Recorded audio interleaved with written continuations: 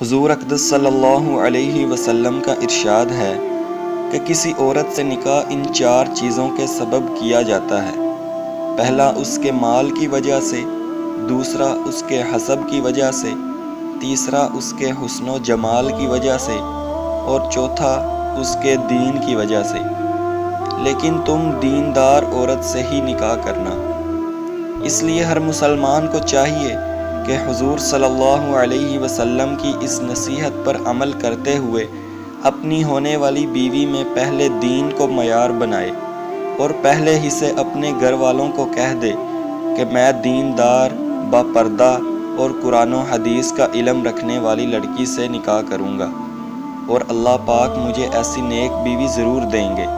دوستو، یہ بات سارے مردوں کو سمجھ لینی چاہیے کہ دین اسلام ہی وہ واحد دین ہے جو لڑکی کو شوہر، ساس سسر، غرض تمام گھر والوں کے، حتیٰ کہ جانوروں کے حقوق بھی ادا کرنا سکھاتا ہے۔ دین ہی اس کو غیبت، جھوٹ، بدتمیزی، دغا بازی، بے حیائی اور بے وفائی سے بچاتا ہے۔ دین ہی نفسانی خواہشات اور شیطان کی بات ماننے سے اور اس کی چاہت پر عمل کرنے سے روکتا ہے۔ دین ہی اولاد کی تربیت اور ان کو اخلاق و آداب، عزت و شرافت اور شرم و حیا سکھلانے میں مددگار بنتا ہے۔ دوستو، نکاح کا مقصد باہمی موافقت، آپس کی محبت، اطمینان اور سچی دوستی پر موقوف ہے۔ یہ بات یقینی ہے کہ آپس کی محبت اور دوستی میں جس قدر دین کو دخل ہے اتنا کسی چیز کو نہیں۔ محدث ابن ماجہ رحمۃ اللہ علیہ حضرت عائشہ رضی اللہ تعالیٰ عنہ سے روایت کرتے ہیں کہ آپ صلی اللہ علیہ وسلم نے ارشاد فرمایا، اپنی اولاد کے لیے اچھی عورت کا انتخاب کرو اور ہم پلہ لوگوں میں شادی کرو۔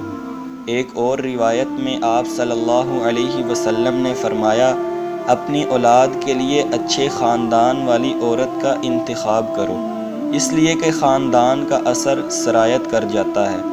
ابن عدی اپنی کتاب میں لکھتے ہیں کہ شادی کے خواہش مند حضرات ایسی بیویوں کا انتخاب کریں جو نیک اور صالح ماحول میں پلی بڑھی ہوں، جنہوں نے ایسے گھر میں پرورش پائی ہو جو شرافت و پاک دامنی کا گہوارہ ہو، ایسے والدین کی اولاد ہوں جو خاندانی لحاظ سے شریف اور آباء و اجداد کے لحاظ سے مکرم اور محترم ہوں۔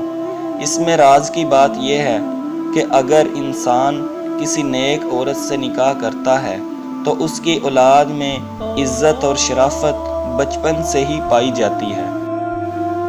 وہ طبعاً عمدہ خصلتوں کے مالک ہوتے ہیں اور اسلامی اخلاق کے حامل ہوتے ہیں۔